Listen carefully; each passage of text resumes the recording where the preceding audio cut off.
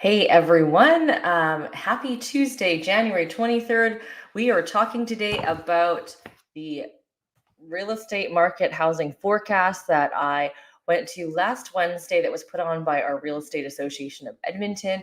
And of course, I'm talking to you today about what happened in the last 7 days. So let's start off with the last 7 days. And spoiler alert, I'm also doing a longer video where I'm going to show you some snippets from the actual forecast itself and giving you my comments and feedback and opinions about those. So this last 7 days, we saw the number of listings just go down a little bit from last week. We are starting to see a little bit more of some activity. I know some realtors and myself are talking to more and more clients right now to get their house on the market. It was a little bit cold. We had that cold snap for a bit, but definitely it's back to normal winter weather now. Actually, it's not even normal. It's supposed to be above zero in the next couple days. And again, in January, that's not normal. So we are going to, I think, see this listing number go up by next week. And then it's probably going to continue to rise over the next few months. So right now we're just sitting over 1,800. Now this makes it really challenging for people looking for houses because this number under 2,000 is actually very difficult to find houses in for a buyer. When you're looking at 3,000 listings on the market, then there's a little bit more options because obviously you're not looking for the entire city of Edmonton. And I know that in 2021, 2022, when things were very busy, we were sitting around the like high 2,800, 3,000-ish mark. And we are seeing much, much lower inventory here. Now, our partners down in the south, if you watched my last video on Friday, the Calgary market's even crazier in terms of how low the market is in terms of listings, but that's also why their prices have become extremely high because there's not enough inventory. Now, in St. Albert, we had 158, Sherwood Park, 116's gone up a little bit.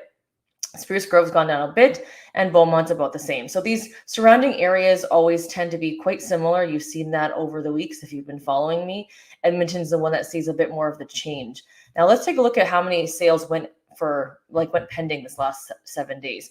You can see Edmonton's activity went up by a little bit, by 153 versus 144. In St. Albert and Sherwood Park and Spruce Grove and Beaumont, you can see all very similar again.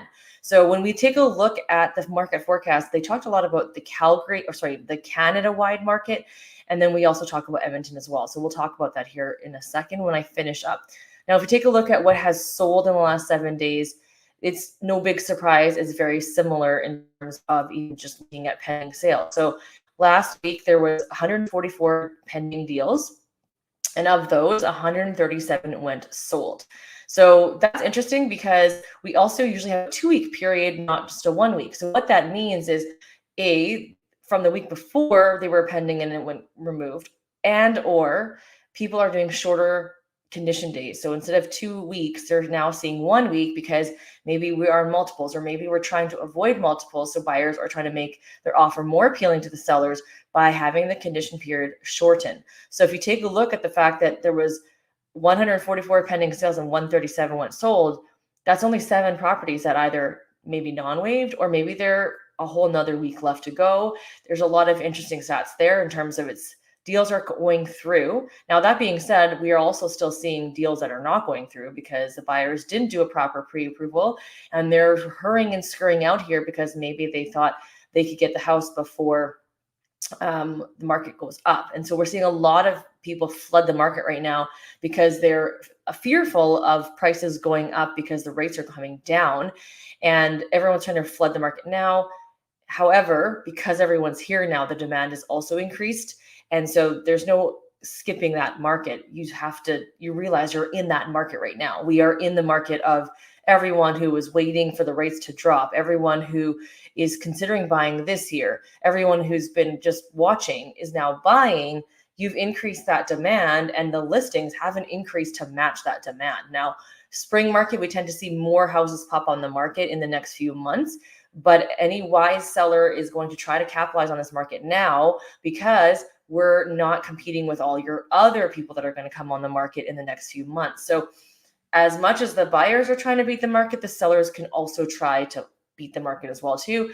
Yes, you can still get multiples, and we have seen houses that are sitting on the market, backing the road, that all of a sudden gone into multiple offers, which is very telling of the real estate market, especially at this time of year. It's definitely very busy. So before I start talking about what they forecasted last Wednesday, let's just look quickly at the number in terms of numbers of sold properties from one year to the next. So you can see last year, the numbers were not that different. So we're starting to become more and more comparable over one year to the last. Like last year was more normalized. And in my video I'm making for this next week or two, we are talking about my opinion about the market and why I'm scared what is happening in Edmonton's real estate market. Now we're going to get into this.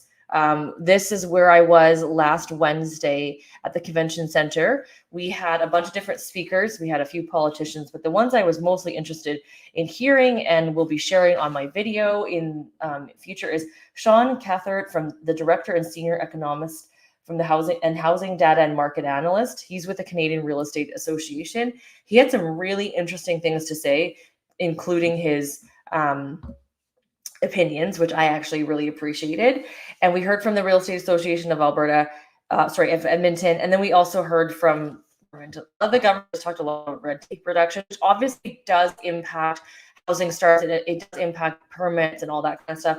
That was not what I was interested in. I was interested in all of these different statistics, which I will show you.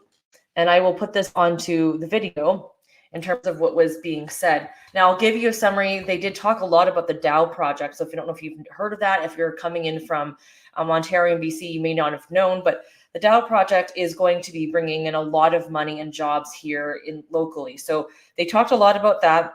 They talked about how much our population is going to be growing to. So Honorable Dale Nally talked about the fact that they're projecting that the population of Alberta is going to be at about 5 million people by 2027.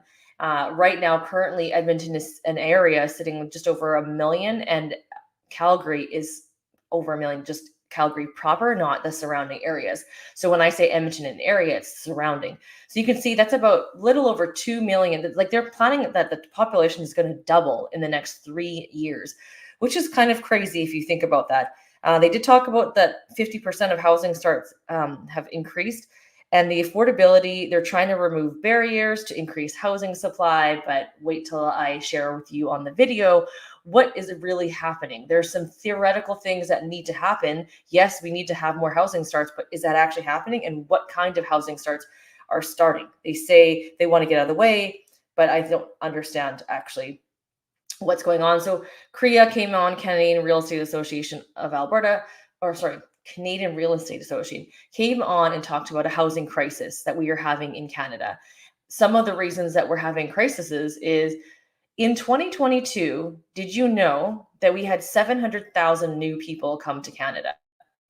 Then in 2023, last year, we had over 1 million people, 1.2 million people came into Canada, which is 1.25 million increase. That is a lot of people.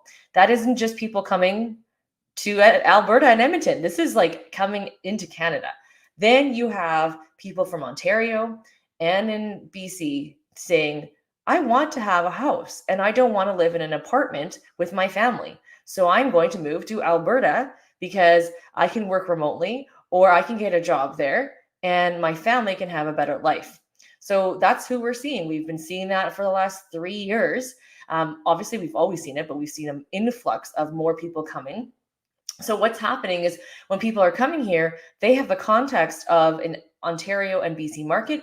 They have a higher tolerance for multiple offers. And so they're willing to compete. They're willing to put in more than the locals here are used to seeing. We're not used to seeing such high multiple offers. Now, that being said, we are not seeing the multiple offers that you see in Ontario and BC. We don't have 100,000 over list. I mean, I sure hope not. But that's what's been currently happening now in Edmonton. So they talked a lot about home ownership rate. And I think that's something that really is sad to me because the rates are dropping in terms of all across Canada, in terms of people being able to own homes. And we want to make sure we can get people into homes. So Alberta still is that place.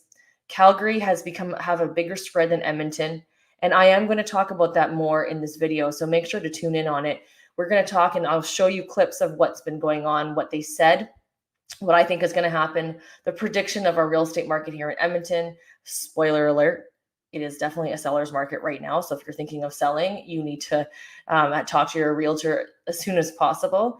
And I think Edmonton's market is going to be really busy. So next week, when I come back and talk to you about the stats, I know that these listings are going to go up, but I also think the sale number is going to go up as well too.